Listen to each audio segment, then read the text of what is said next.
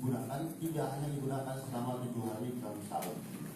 Artinya tidak hanya digunakan pada saat ujian saja, tapi gunakanlah juga untuk pembelajaran berbasis komputer.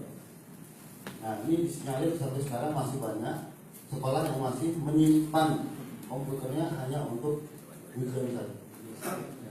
Nah, oleh karena itu harapan dari kementerian bahwa kita semua yang sudah memiliki komputer itu bisa digunakan dalam proses pembelajaran. Nah, Bapak Ibu, kendala alam. Kalau dari sebelah saya ini katanya sudah tua, memang nyatanya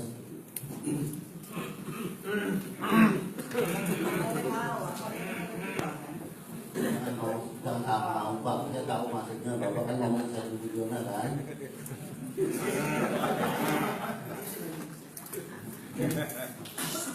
Kemudian Bapak Ibu sekalian, dari hasil pantauan sementara bahwa yang paling utama disinyalir adalah indeks apa? Indeks integritas kita semakin hari semakin meningkat, dan kita harapkan dengan adanya indeks integritas kita semakin baik, maka mutu pendidikan di Indonesia semakin mensejajarkan diri dengan prestasi atau mutu pembelajaran yang luar biasa. Jadi harapannya bahwa memang terus terang saja Bapak Ibu kemarin dari hasil pantauan bapak-bapak ahli dari kementerian bahwa masih banyak soal-soal yang dianggap sulit, yang soal-soal yang disebut hot,